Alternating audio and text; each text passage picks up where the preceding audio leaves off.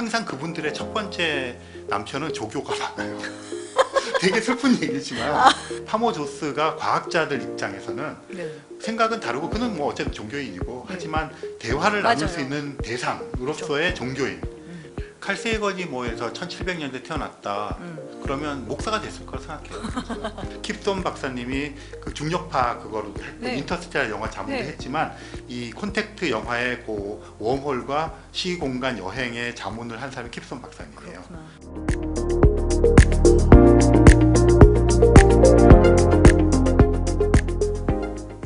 안녕하세요. 사이언스북스와 과학책방 갈다가 함께하는 칼세이건 살롱 2021 전국민 칼세이건 읽기 프로젝트 시즌3 그 진행을 맡은 드로잉 작가 이미영입니다. 과학책방 갈다 대표 이명현입니다. 네, 오늘은 칼세이건의 콘택트 2부를 읽어보겠습니다. 시작하기 전에 네, 구독 기억해 주시고요. 그 다음에 좋아요, 알림 설정 부탁드립니다. 네, 2부 제목은 직녀성을 향하여입니다. 이 2부를 어떻게들 읽으셨는지 좀 궁금합니다. 만약에 읽으신 분들 계시면 가장 인상 깊었던 장면은 어떤 건지도 많이 궁금해요. 왜냐하면 여기서 되게 많은 논쟁들이 여러 주제로 이제 논쟁들이 나오잖아요.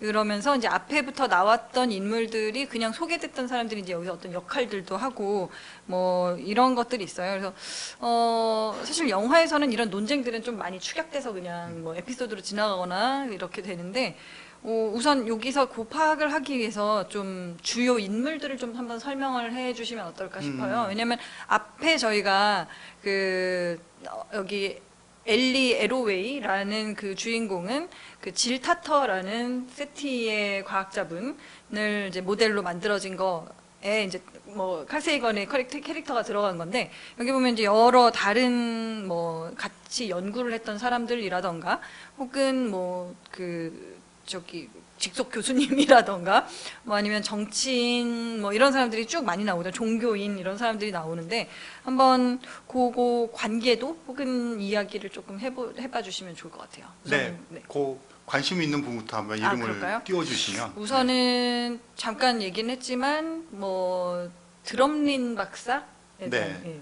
그러니까 여기도 이제 설정이 그 엘리는 젊은 여성 과학자로 나오고 드럼린 박사는 전형적인 이제 중년 남성 엘리트로 나오잖아요. 네. 그러니까 이제 물론 모든 사람이 그런 건 아니겠지만 이제 그 위치라든가 이제 어떤 살아온 시대적인 배경이라든가 나이라든가 이런 걸 고려하면 중년 남성 엘리트라고 하게 되면 뭔가 좀 보수적이고 조금 더 이렇게 자기의 고집이 세고 그렇지만 이 대응하는 것들은 굉장히 여우처럼 이렇게 정치적으로 하고 뭐 이런 게 이제 떠오르잖아요. 네. 특히 이제 우리나라보다 미국을 떠올리면 훨씬 더 정치적인 게 능수능란하다. 그리고 이제 우리는 타협하면 되게 나쁜 놈처럼 보이지만 거기서는 정치적인 타협이라는 걸 굉장히 능력 있는 거로 또 치는 거잖아요. 그래서 사실 뭐 백악관과 의회가 진짜 마쿠에서 타협을 해갖고 어떤 안을 내세우고 이런 게 되게 많잖아요. 네. 우리는 그런 걸 이제 격돌하는 걸 되게 멋지다고 정치인들이 생각하지만 그들은 타협해서 내놓는 걸 보지.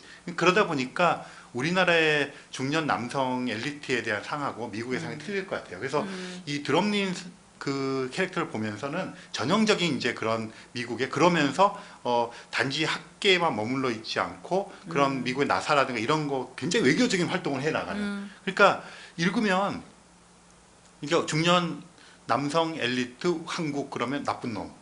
이렇게 좀 뭔가 시대에 덜 떨어진 또 꽉 막힌 네. 이런 건데 사실 드럼린의 캐릭터를 보면 그렇진 않아요. 그러니까 그 사람의 행동이 뭐 진실을 뭐 이런 거 떠나서 하고 있는 것이 굉장히 그래도 유능하면서 어떤 정치적이고 외교적 돌파를 하는 사람.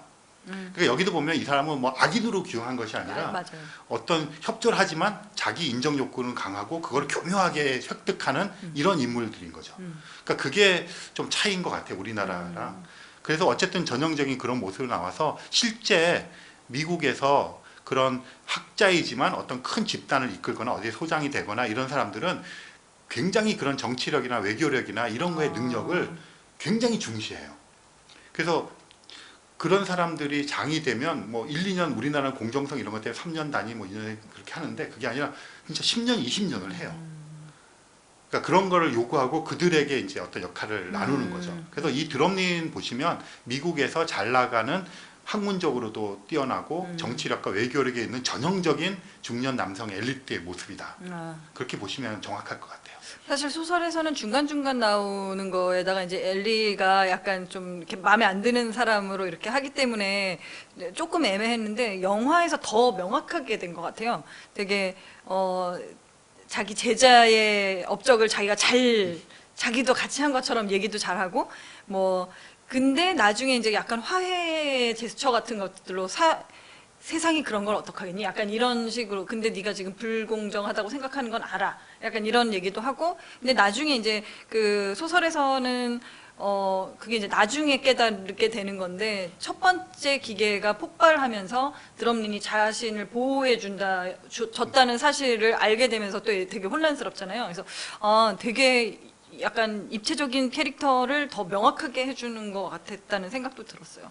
네. 그러니까 이게 이제 그게 저는 미국적인 요소가 많이 들어있다고 생각하는데요. 네, 네. 미국적인 요소라는 게 지금 우리가 생각해 되게 이상한 게 미국이 뭐 민주당, 공화당 뭐 예를 들어서 그러면 학자들도 그런 게 있을 거 아니에요. 네. 그러면 이게 맨날 대립되는 것 같은데 대외적인 뭔가를 할 때 똘똘 뭉쳐요. 군사적이거나 외교적인 거 우리는 그러면 뭐 예를 들어서 그냥 아주 도식적으로 네. 민주당은 평화적이고 뭐 공화당 공격 그게 아니라 북핵 문제 같은 거 보세요. 그러면 네. 그 노선을 딱 이렇게 만드는 그런 게 있잖아요. 그래서 드럼린이 저는 전형적으로 미국의 그런 사람들의 모습을 보인다고 생각하는 이유 중에 하나가 지금 말씀하신 것처럼 딱 그 한정된 어떤 과학계라는 것의 이익을 대변할 때는 거기를 또 지지하게 되는 이게 되게 모순처럼 보이지만 네. 미국적인 애국심, 미국적인 자기네 그런 테두리의 모습을 보면 현실에서 항상 나오는 캐릭터다 이렇게 볼 수가 있을 것 같아요. 그 다음은 약간 애매하기도 하는데 중간에 이제 엘리가 연애했던 데어헤르? 데어헤르? 네. 처음에는 좀 뭔가 의미가 있는 것처럼 나오다가 뒤에 가니까 약간 되게 흐지부지 없어지는 캐릭터 같이 돼가지고 결국 영화에서는 아예 사라졌잖아요. 그래서 그 캐릭터에 대해서는 어떻게 생각하세요? 그런 캐릭터가 네. 실제 꽤 있어요. 그러니까 이제 저는 이제 세티 과학자들 중심으로 이렇게 현무학자 중심으로 보면 네. 특히 이제 저보다 조금 연배가 있는 그런 이제 여성 과학자, 천문학자, 세티 과학자들 보시면 이제 그분들이 자라올 때만 해도 여성에게 물리학이나 천문학 이런 공부를 하는 걸 되게 못하게 하는 분위기가 있었고요. 그 다음에 대학원을 가는 것도 되게 못하게 하고 꺼려하고 근데 그분들이 그걸 뚫고 나가기 위해서 항상 그분들의 첫 번째 남편은 조교가 많아요. 되게 슬픈 얘기지만 어쨌든 같이 이해해주고 도와주고 특히 이제 이분들이 뭐 아주 중앙에 진출하기 전에 이제 로컬에서도 학교를 다니고 이러잖아요. 네. 그럼 가장 친밀하게 자기 얘기를 하고 의토합하고 사랑할 수 있는 대상이 그분들이에요. 선배, 동료, 선배. 선배가 조금 더 낫겠죠. 어쨌든. 네네. 그래서 그분들과 진짜 의기투합해서 정말 인생에 결집이 되는 거죠. 네. 그런데 뭐 당연히 같이 이제 그럼 유학도 가고 어디 이분은 포닥 갈 때 유학 따라가고 이렇게 해서 박사 과정을 거치게 되는 게 실제 질타터도 그런 과정을 거쳐왔고요. 베라 루빈이라고 하는 돌아가신 그 천문학자 계시거든요. 암흑물질 발견. 그분도 딱 그런 캐릭터를. 근데 그리고는 이혼을 하죠. 이제 어느 순간에 네. 각자의 그때도 대부분이 싸운 게 아니라 잘 이별을 해요. 그래서 저는 이거 보면서 약간 그런 요소들에 대한 것이 들어가는 게 아닌가. 그러니까 한 시절에 같이 의기투합하는 조력자였던 그러니까 네. 그 사람의 삶은 따로 있겠죠. 네. 그거를 여기는 이제 조망하는 건 아니잖아요. 네. 그래서 되게 이상하게 이 사람 나오고 하고 만나는데 사실 이제 저는 그런 이제 저희 선배들의 그런 과정들을 아니까 그리고 굉장히 전형적이고 결혼을 해야만 그 소사이어티에서 어쨌든 인간 취급을 받는 거죠. 네. 그리고 아기를 또 한 두세 살 낳아줘야 되고 이런 식이 되다 보니까 그 시절을 같이 했던 동지이자 애인이자 하지만 이게 영원히 갈 수는 없잖아요. 그쵸. 각자의 또 역할이 그래서 이제 또 아름다운 이별을 하는 그런 것을 조금 넣어준 게 아닌가 좀 네. 그런 생각도 좀 해봐요. 네. 네, 그래서 초반에 그 지적 외계생명체에 대한 얘기를 잘 나누면서 연애를 하다가 나중에는 약간 사라져버리는 캐릭터가 있었고요. 오히려 사실 끝까지 약간 동지애를 가지고 갔던 사람은 여기에서 이제 범종교인처럼 나오는 파머조스라는 캐릭터잖아요. 영화에는 이제 파머조스가 그냥 남아버렸죠. 여기 종교에 대한 얘기를 하는 사람이 두 사람이 나오는데 한 사람은 빌리 조 랭킨, 이 사람 랭컨 아무튼 이 사람은 좀 더 그냥 복음주의자죠. 네네네 네. 기독교인이 되고 파머주스는 좀 더 많은 종교에 대한 고민을 했던 사람. 이 두 사람 사실 뭐 그냥 파머주스에 대한 이야기가 좀 그렇죠. 그러니까 한 사람은 이제 전형적으로 미국식으로 막 부흥회하고 텔레비전 나와서 막 하고 이렇게 해가지고 뭐 기적 일으키고 하면서 사람들 끌어모으는 전형적인. 그러니까 네. 우리나라가 사실 부흥회가 엄청 강하잖아요. 그러니까 그런 전통의 목사님도 생각하시면 되고요. 네. 그러니까 우리의 관심사 바뀌죠. 네. 바뀌고 네. 파머조스는 네. 그 칼 세이건이 그 우호적으로 같이 이렇게 했던 종교인의 모습을 보여주고 있어요. 칼 세이건과 앤드류안이 이제 칼 세이건 살아 있을 때 그 세계 종교 그 협의회 같은 걸 만들어서 네. 세계 종교 지도자들과 교류를 많이 했고요. 그래서 실제로 칼 세이건이 투병을 하면서 시애틀에 있는 그 암 병동에 있을 때 뉴욕에 있는 그 요한 그 성당에 모여서 전 세계 그 종교 지도자들이 막 각자의 신에게 빌면서 쾌차를 빌고 이랬던 이유가 칼 세이건이 종교에 갖고 있는 대해서 갖고 있는 태도, 네. 그것은 이제 굉장히 뭐랄까 그들이 해왔던 것에 대한 존중과 이제 찬사를 보내는 거죠. 하지만 이제 새로운 길을 걷자 이렇게 하는 것이기 때문에 다들 종교인들이 생각하는 칼 세이건은 생각은 다르고 종교관은 다르지만 얘기를 해볼 수 있는 상대. 그렇다면 이제 파머조스가 과학자들 입장에서는 네. 생각은 다르고 그는 뭐 어쨌든 종교인이고 네. 하지만 대화를 나눌 맞아요. 수 있는 대상으로서의 종교인. 이상적인 거죠. 그러니까 뭐 현실도 나중에 있겠지만 그래서 그런 걸 그려놓은 것 같고요. 네. 그래서 소설에서는 이제 별 관계가 아니지만 영화에서는 이제 좀 극적으로 과학자인 여성과 맞아요. 종교인인 파머조스가 서로 그 애인이 되었다. 이것도 그렇죠. 되게 재미있는 모순되는 조화잖아요. 네. 그래서 그렇게 얘기를 해준 것 같고요. 파머조스는 종교적인 태도를 보면 저는 약간 그 스피노자적인 그런 느낌이 많이 나요.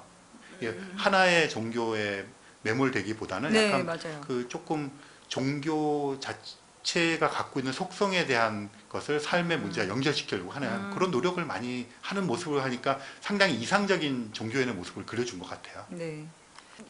그 칼 세이건이 자신의 모습을 여러 이 캐릭터한테 투영을 했을 거 아니에요. 그 중에 이제 파머조스가 또 그런 종교에 대한 이것도 좀 있을 것 같다는 생각도 들었어요. 왜냐면 여태까지 그 읽었던 칼 세이건의 책들을 보면 정말 고대 신화라던가 그 종교에 대한 되게 아주 넓고 깊은 지식 이런 것들도 많이 있는 것 같고요. 칼 세이건이 뭐해서 1700년대 태어났다. 그러면 목사가 됐을 거라 생각해요. 저는. 그러니까 그 당시에 목사라는 직업이 가지고 있는 그 역할들이 있잖아요. 수도사가 네, 됐든지 네. 지적 욕구와 더불어서 그랬을 것 같고요. 그리고 그 영성이라는 거 얘기하잖아요. 네. 그 영성이라고 하는 것을 따지면 이게 우리는 종교를 갖고 있는 사람이 신앙이 강하고 영성이 풍부하다고 생각하지만 저는 인류 역사상 가장 영성이 풍부했던 사람 중에 하나가 칼 세이건을 생각해요. 그러니까 영적인 사람인 거죠. 네, 이 사람은. 네. 그러니까 그 과학적인 태도를 갖는 거나 영적인 것이 갖고 있는 것이 그게 분리되는 것은 아닌 것 같아요. 네. 그러니까 이 영적이라는 것을 종교가 독점해 왔지만 사실은 우리가 볼 때 굉장히 영적인 사람들은 그런 어떤 울림을 다른 사람에게 전해주고 이런 거잖아요. 그러니까 그런 것들을 종교인들이 갖고 있는 경우도 많이 있지만 네. 그걸 이제 호소하기 때문에 그런 거지 주변에서도 보면 굉장히 영적으로 풍부한 사람이 있잖아요. 네. 그래서 그런 요소들 만약에 칼 세이건이 종교인이 되었다면 어떤 모습일까? 그러면 아마 파머조스 같은 사람이 되지 않았을까? 이런 생각도 해볼 수가 있겠죠. 네.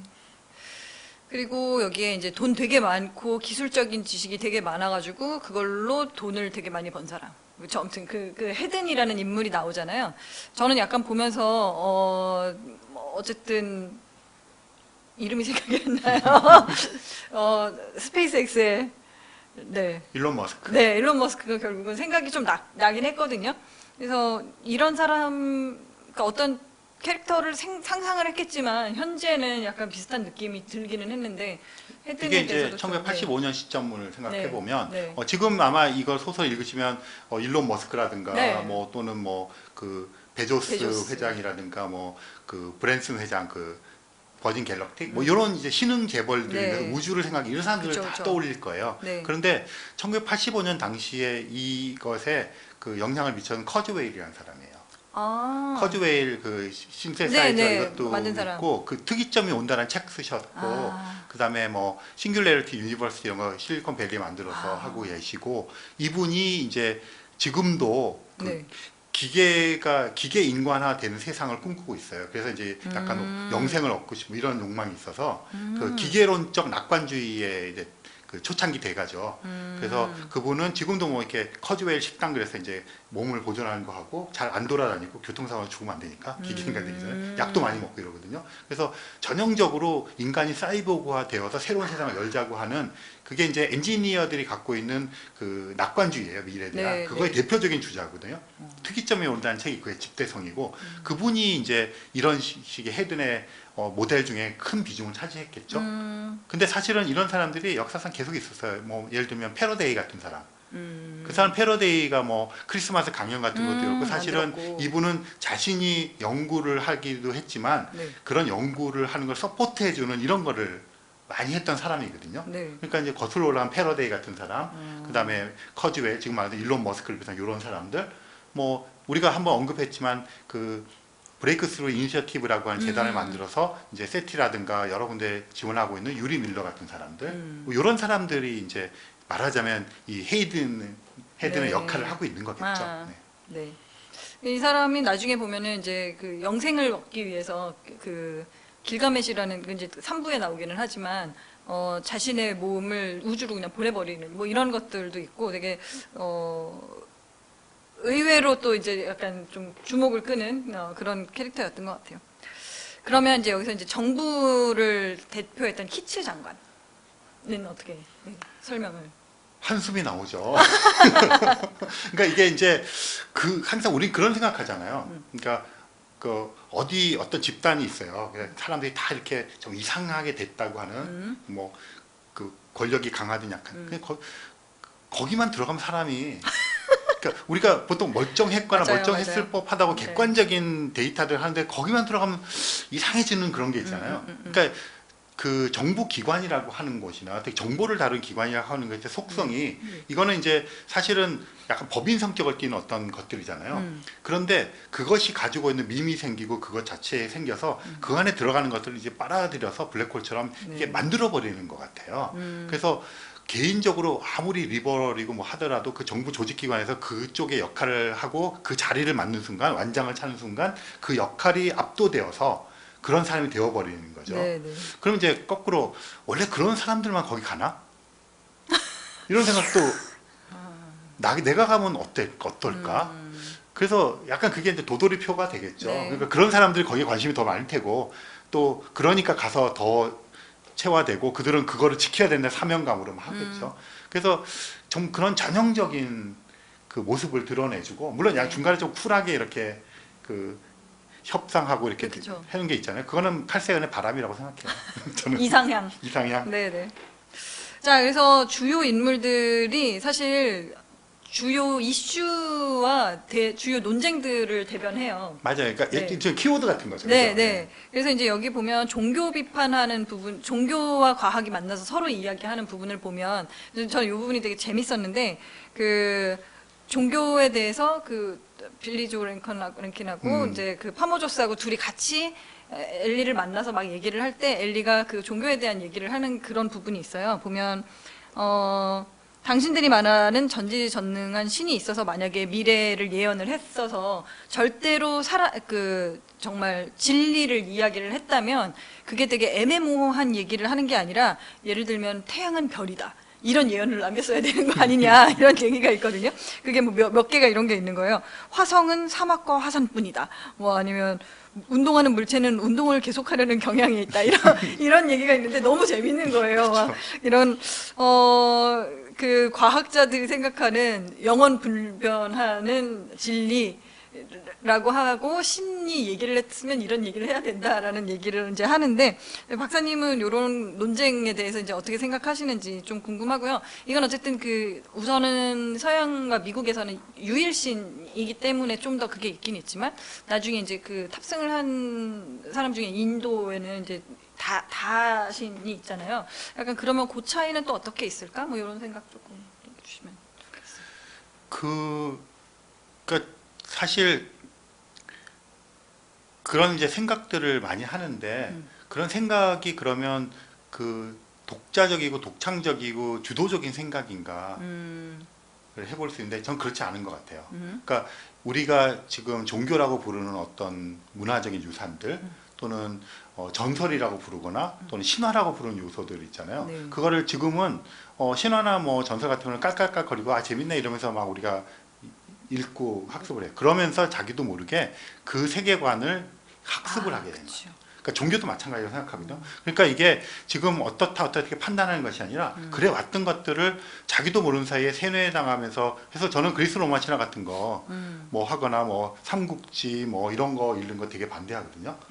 그러니까 그거 왜냐하면 그동안 해왔고 지금과 괴리되는 세계관을 구축시켜주는 굉장히 좋은 수단이고 경계하지 않고 무장 해제된 상태에서 어릴 때부터 받아들이다 보면 그러니까 가만히 따져보면 그리스 로마 신화 지금의 그 페미니즘 관점까지 안 가더라도 맞아요. 보게 되면 말도 안 되는 소리 많고 그러네. 그 과실을 따먹는 애들은 또 따로 있고 이러고 맞아. 삼국지 같은 거 보세요. 어처구니가 없고 구약 성경 같은 거 성경 같은 거 보세요. 그러니까 그런 것들을 그런 이름으로 받아들이다 보니까 그렇게 된 거예요. 그래서 저는 이거 하나하나를 뭐 그 인도 사람이 갖고 있는 다신의 그런 걸 따지기보다는 인류 전체적으로 우리가 지난 세월 동안 해왔던 그런 어떤 것들이 신화나 종교나 설화나 전설로 묶여 있고 그걸 답습하고 있는 거죠. 그래서 그런 문제가 조금 타파되어야 되기 때문에 그걸 하나하나 이렇게 따지기보다는 약간 여기서 칼세이거는 그런 것들에 대한 얘기를 전체도 한 것 같아요. 사람들이 각각 이렇게 그런 표출들을 입장에서 하잖아요. 자기 입장에서 이렇게 얘기하고 하지만 가만히 보시면 거기에 탑승했던 사람들이 각각의 종교 베이스나 뭐 인종 베이스를 갖고 얘기를 하지만 그거를 끝까지 밀어붙이면서 고집하진 않아요. 어느 시점에서 인류 보편적인 인류애로 가거든요. 네. 그렇게 하고 싶은 자기의 생각을 드러낸 것 같아요. 네. 왜냐하면 처음에는 그 미국에서의 종교인들을 만나가지고 그런 종교와 과학에 대한 얘기를 하다가 중간에 이제 그 영성 아닌데 뭔가 그 경이로움, 그 누미너스에 대한 이야기는 약간 서로들 합의를 하고 합의를 하고 가죠. 공감이 되잖아요. 그 다음에 이제 일본에 가서 큰 스님을 만나면서는 거기는 또 이제 그 어떤 계시 막 어떤 이렇게 위에서 내려오는 그런 종교가 아니라 개인의 깨달음에 대한 종교에 대해 큰 스님은 그런 이야기들을 또 하잖아요. 그래서 그런 식으로 약간 풀려가는 느낌이 약간 있어요. 네, 맞아요. 그러니까 이게 그 칼세이건이 종교에 대해서 취한 태도가 전형적으로 드러나고 종교 지도자들과 한 건데 이거 지금 비난하진 않잖아요. 그렇게 하는 행위를. 맞아요. 그러니까 이렇게 하는데 이게 다 각각을 이렇게 요소대로 보여준다는 거는 해석에 따라서는 유일신에 대한 거부일 수도 있는 거고 굉장히 다른 종교들이 각자의 영역만큼만을 그 행할 수 있다는 것을 규정화시켜 주는 걸 수도 있어요. 얘가 압도적으로 모든 걸 다 해야 되는 진리가 아니야. 이런 여러 가지 다른 버전의 진리가 있어. 그쵸. 하지만 그들은 각자 하나하나 봐라. 이게 얼마나 그들 나름대로의 체계가 있고 아름다운가. 이렇게 했는데 그런데 보니까 경이로움은 이렇게 따로 어디 같이 할 수 있는 거야. 그러니까 이것들 하나하나가 되게 이렇게 얘기하는 것 같지만 사실은 경이로움이라는 거 우리가 이렇게 같이 느낄 수 있는 그런 거로 오히려 다 공통되니까 하나의 뿌리에서 이렇게 가는 그런 것들이고 이건 현상이야. 이런 얘기를 해주는 거잖아요. 네. 그런 면이 되게 멋졌던 것 같아요, 저는. 생각해보니까 2부에서는 그렇게 논쟁들을 하고 사실 3부에서는 엘리와 나머지 사람들이 그 경이로움을 실제로 자기가 체험하고 온 다음에 이제 또 다시 얘기를 하잖아요. 그래서 그 얘기는 또 이제 다음에 또 해보고 여기에 보면 그 결국은 마지막에 다섯 명의 그 탑승자를 선택하게 되는데 미국, 소련, 중국, 인도, 나이지리아인데 이제 무슬림이고 흑인인 사람 이렇게 해서 가게 돼요. 그래서 미국에서는 엘리 그리고 소련에서는 처음부터 약간 그 동지애를 또 가지고 있던 백에이라는 학자가 있었고 중국에서는 진시황을 열심히 찾아다니는 시차우무였나 이런 사람이 있고 인도에서는 여성 학자였던 수하비티, 나이지리아에서는 에다라는 사람이 있었죠. 그래서 꽤 너무나 정말 글로벌한 그 멤버가 되잖아요. 맞아요. 그래서 각각에 대해서도 약간 좀 그 의미하는 바 같은 걸 좀 얘기를 해주시면 좋겠어요. 그러니까 칼세이거는 기본적으로 다원주의자고 그런 걸 하다 보니까 어쨌든 굉장히 다양하게 이런 것을 모아야 된다는 뭐 강박이겠죠, 일종 이것도. 네네. 그런 것들이 있으니까 이렇게 다양하게 했는데 나라 구성이 미국, 소련은 이제 경쟁 구도가 들어가는 그렇죠. 거 있고 그 다음에 이제 중국에 대해서 이 책도 그렇지만 다른 곳에서도 이때부터도 칼색은 중국의 영향력이라든가 그런 거 굉장히 생각을 많이 하고 있었어요. 그 최근 영화들 보셨는지 모르겠는데 마션을 비롯해서 그런 영화들 보면 컨택트도 그랬고 네. 중국의 역할이 되게 크게 나와요. 아. 그것도 옛날처럼 이렇게 막 이렇게 뭐를 파괴시키는 게 아니라 중재자 이런 식으로 그렇게 나오죠. 가만히 생각해 보시면 조력자, 어쩔 수 없는 체제를 극복한 조력자 이렇게 그렇죠. 나오거든요. 그게 중국 상에 대한 변화, 최근의 변화거든요. 근데 칼세이거는 이미 그런 것들을 많이 다뤘고요. 네. 그러니까 그렇게 하고 인도라고 하는 것도 이제 뭐 어쨌든 인구 순으로 봐도 그렇고 그다음에 인도가 미국 사회라든가 서양 사회에 그 인도의 인력들이 진출한 게 되게 역사가 깊잖아요. 네. 그리고 종교적으로도 이게 어쨌든 그 서양의 일원화된 기독교 문화와 이슬람 맞아요. 문화를 대표하는 어떤 힌두 문화가 있으니까 그 종교적인 거, 인구적인 거, 그다음에 여러 가지를 고려했을 때 그렇게 하고 나이지리아는 네. 석유가 나요. 그래서 그 아프리카에서 이집트, 나이지리아가 1, 2위 서로 왔다 갔다 하거든요. 네네. 그다음에 그 다음에 그런데 요번에도 그 G7 회의 같은 거 할 때 초청을 네. 하잖아요. 네. 이집트나 나이지리아를 안 하고 남아프리카 공화국을 초청을 했어요. 그럼 되게 정치적인 이유 때문에 그래요. 거기가 이제 어쨌든 민주주의가 정착이 되고 이래서. 근데 어쨌든 나이지리아는 아프리카를 경제적으로나 이제 그런 것을 대표할 수 있는 나라 중에 하나예요. 네. 서방 세계가 볼 때는. 그렇구나. 그래서 이제 나이지리아를 집어넣은 거죠. 그럼 이제 그 인종 문제 해결되고 대륙 문제 해결되니까. 그러니까요. 그래서 그렇게 했고 캐릭터들도 보면 약간 그 우리가 갖고 있는 그 예전의 상식, 그러니까 소련 출신들 약간 과묵하면서 뭔가 이렇게 음흉하면서 뭔가가 있고 되게 술수가 뛰어나고 중국 같은 경우 약간 중화사상 고취가 돼 있으면서도 또 어쨌든 그래도 말이 통하는 에다 천재. 그 얘는 그냥 돌출한 천재인 거죠. 그쵸. 네, 그런 식으로 나오는 것들을 보면 이제 각각의 그런 걸 이제 잘 엮어서 하려고 노력을 했는데 최선인가 이게 그런 거는 이제 저는 약간 좀 의견이 달라요. 누구를 그럼 그러니까 이제 싶으세요? 항상 기준이 되잖아요. 근데 여기는 지금 기준이 기존의 어떤 것을 인정해주는 권력 관계라든가 거기다가 전체적인 평형을 하고 그래서 일본이 빠졌는데 네. 일본에서 만든 것도 맞아요. 가잖아요. 네. 이런 식으로 배려를 해주는 거잖아요. 그런데 저는 오히려 이렇게 하기보다는 저라면 풀을 만들겠어요. 그러니까 그 G7을 중심으로 한 플러스 한 어떤 지금의 경제권을 가지고 있는 사람 이렇게 풀. 미국, 영국, 유럽 연합 다 들어가는 거죠. 네. 그다음에 중국을 비롯한 동양권 풀. 그다음에 아프리카를 비롯한 이제 우리가 흔히 제3세 우리 입장에 제3세계 하는 그런 풀들. 그렇게 해서 한 3개 풀을 만들어서 거기서 그 경쟁을 해서 뽑히는 거예요. 그럼 미국 사람이 안 뽑히고 프랑스 사람이 뽑힐 수도 있는 거죠. 그러니까 중국 사람이 안 뽑히고 한국 사람이 뽑힐 수도 있고 나이지리아가 아니라 그 예를 들어서 뭐 저쪽 그 튀니지에서 뽑힐 수도 있는 거. 이런 식으로 하고 나머지 2개는 약간 전 세계적으로 랜덤하게 뽑는 거죠. 뭐 약간 이런 구도가 좋지 않을까 저는 개인적으로는 네. 생각을 합니다. 그러니까 기준이라는 걸 늘 마련이 힘든데 그러니까 지금의 기준에서 이걸 다시 하자 그러면 여기에 누가 들어갈까? 저는 러시아가 빠지고 유럽 연합을 비롯한 그 서양 세계가 들어갈 거라고 생각해요. 오히려 그리고 네. 나이지리아 대신에 남아프리카 공화국이 들어갈 가능성이 크다. 서방이 선호하는 아프리카 국가라서 그렇다 생각을 해요. 아랍 쪽이나 뭐 이런 중동 이런 쪽. 그런 쪽도 들어가야 되겠죠. 거기는 이제 쟁점이 되겠죠. 이스라엘이 갈 수 있는가, 아니면 뭐 이란이 대표할 수 있겠냐. 이런 이제 정책적인 쟁점이 생기겠죠. 그렇겠네요. 얘기하신 것처럼 종교의 화합보다는 자본을 많이 떼는 데가 그냥 갈 수도 있겠다는 생각이 지금은 그렇죠. 여기는 보면 종교적인 배려도 다신교와 네. 일신교도 했고 이슬람은 이제 퉁쳐서 흑인 이슬람 다 퉁쳐서 아프리카를 퉁쳐버렸는데 지금 같으면 예를 들어서 구글에서 하나 가야 되는 거 아니야? 그렇죠. 아니면 진짜 일론 머스크 내가 가야 되는 거 아니야? 그렇지. 이렇게 주장을 하면 많은 사람들이 또 동조할 것 같아요. 그러네요. 그리고 오히려 저거 왜 과학자 니들이 가야 돼? 그러니까요. 구글이 가야지 이렇게 할 수 있는 거고 아마존이 가야지. 뭐 그러니까 그런 세태가 반영된 것을 넣는 게 리얼리티가 되는 거죠. 이 당시에 리얼리티는 이거라고 생각해요. 근데 지금 다시 소설을 쓴다면 아마도 그런 쟁점들을 왜냐하면 이미 화성 가겠다고 선언한 사람들도 있고 뭐 맞아요. 다 많이 있잖아요. 그런데 그럼 유리 밀러가 내가 1,200억 원 기부했는데 나 갈래. 그러네요. 이럴 수도 있는 거. 그러게요. 세티에도 이제 전파 천문학자는 2명밖에 안 남았는데. 네.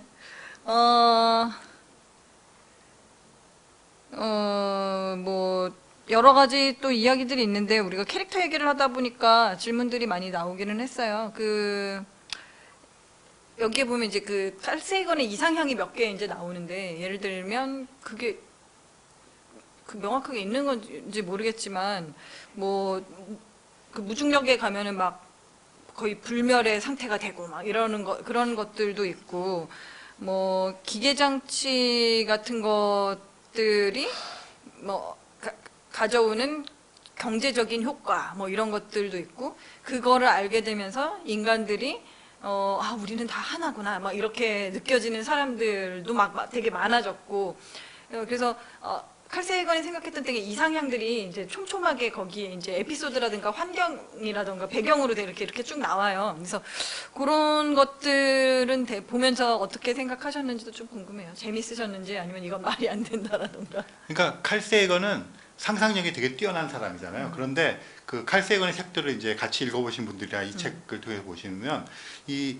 칼세이건은 굉장히 상상력이 뛰어나서 이렇게 뭐 밖으로 많이 뻗어나가죠. 일반 사람이 보기에 엄청 뻗어나간 사람이고 네. 그런 것들을 다 개연성 있게 연결을 잘해서 그럴듯하게 보여주는 능력이 되게 뛰어난 사람인데 또 한편으로는 그렇게 도약하고 비약하고 나가는데 처음 시작이 되는 기초가 굉장히 탄탄해요. 그러니까 그 기초를 비약되거나 지금 검증되지 않은 것으로부터 시작하는 것이 아니라 진짜 보수적으로 검증되어 있는 그것으로부터 시작해서 상상력을 발휘하니까 그래서 코스모스 같은 책을 보시면 거기에서 그 당시에는 없던 예를 들어서 외계 행성에 대한 시뮬레이션에서 외계 행성이 이런 패턴이 있을까 이런 걸 막 발표하거나 또는 뭐 목성에서 떠다니는 부유 생명체 같은 거 시뮬레이션 이런 걸 하는 것들을 보면 굉장히 탄탄한 물리적인 원리로부터 시작을 해서 이렇게 해요. 그 당시엔 그런 게 전혀 발견되지 않았던 때인데 그게 지금 외계 행성이 발견되는 그 패턴과 위치와 이런 것과 거의 일치를 해요. 그러다 보니까 칼세이건이 되게 이렇게 혁신적인 면이 있는 반면에 굉장히 보수적으로 접근하고 하는 신중한 면이 있어요. 그래서 여기서 나오는 이제 칼세이건이 제시하는 것들이 그냥 이런 게 있으면 너무 아름답겠어 이런 게 아니라 보면서 있을 법한 실현될 것 같은 그런 것 같아요. 그래서 네. 그 칼세이건이 여기서 만들었던 기계 장치라든가 네. 나와 있는 거라든가 뭐 아르고스 그 전파 천문대 이런 것들이 다 그런 어떤 가까운 미래에 실현될 수 있는 것들을 생각하고 한 거라서 저는 이제 그런 것 중에 이 정도 규모는 아니지만 실현되어 있는 것도 뭐 알렌 텔레스코 어레이도 그렇고 네네. 뭐 그런 것들 또 최근에는 이제 그 킬로미터 스퀘어라 그래가지고 1km 박스 안에 전파망을 한꺼번에 넣어갖고 하는 엄청나게 큰 그런 전파 망원경이 시작이 되었거든요. 건설이 또 뭐 알마라고 하는 것들 64대를 뭉쳐놓은 그런 거 생겼거든요. 네. 그런 것에 대한 걸 보면서 칼세이건의 이런 어떤 그 근미래에 대한 비전 같은 것들이 실현되는 걸 보니까 네. 굉장히 좀 좋죠. 네. 혹시 뭐 그 2부에서 나왔던 얘기들 중에 또 얘기를 조금 더 해주실 만한 것들이 있을까요? 여기서 이제 한 가지 우리가 얘기 안 한 것 중에 이 칼세이건이 이제 여기서 나오는 것들 중에 뭐 이제 우리가 다음에 얘기할 이제 웜홀 통과 이런 거 있는데 그걸 비롯해서 여기서 이제 기계 장치 만드는 거라든가 이런 거 하고 또 신호가 왔을 때 해독하고 이런 거 있잖아요. 그게 그냥 칼세이건 혼자의 상상력이 아니라 예를 들어서 웜홀이라든가 이 기장치 이런 것들이 실제로 구동할 수 있느냐 뭐 실제로 이것은 그 킵손이라고 하는 그분의 자문을 받았어요. 그래서 킵손한테 내가 사람을 하나 이렇게 그 외계인에게 보내야 되는데 어떻게 보내야 돼? 킵손한테 물어본 게 친구니까. 그래서 킵손이 여기 생각해 볼게. 그러고는 이렇게 막 연구를 해가지고 이거 웜홀 만들어 보내면 되겠네 하고 딱 가르쳐 준 거예요. 그리고 자기는 그걸 논문으로 냈어요.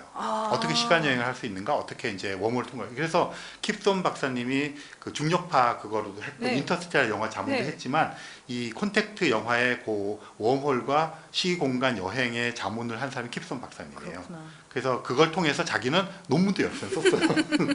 그렇게 한 게 있고 네. 여기 보면 이제 외계인으로부터 오는 신호를 받아서 분석하잖아요. 네. 2차원적에서 3차원적 이렇게 하는데 그것도 이제 외계인으로부터 오는 이제 그 바이너리 이진법 신호인데 그거를 분석하는 그 세티 과학자들의 툴이 있어요. 링코스라 그래서 우주 보편 언어에 대한 건데 기호 논리학이에요. 그 네덜란드 세티 과학자 언어학자가 쓰신 건데 그런 거를 여기다가 사실은 다 녹여 넣어서 만든 거죠. 그런 면이 있다고 하는 것도 조금 강조를 하고 싶어요. 네. 알겠습니다. 그러면 이제 여기에서 2부까지에서는 이제 바로 가기 전까지고. 가기 전 아직 네, 이제 안 네. 갔어요. 네. 그러면 이제 3부에서는 가고 갔다 와서 얘기를 한번 다시 또 이제 그 다음 편으로 다뤄보겠습니다. 네. 그러면 여기까지 이거는 또 이제 2부에서 구독, 끝내고요. 좋아요, 뭐 네. 알림 설정 잘 해주시고요. 네, 네. 예, 다음 부에서 뵙겠습니다. 뵙겠습니다. 감사합니다. 고맙습니다.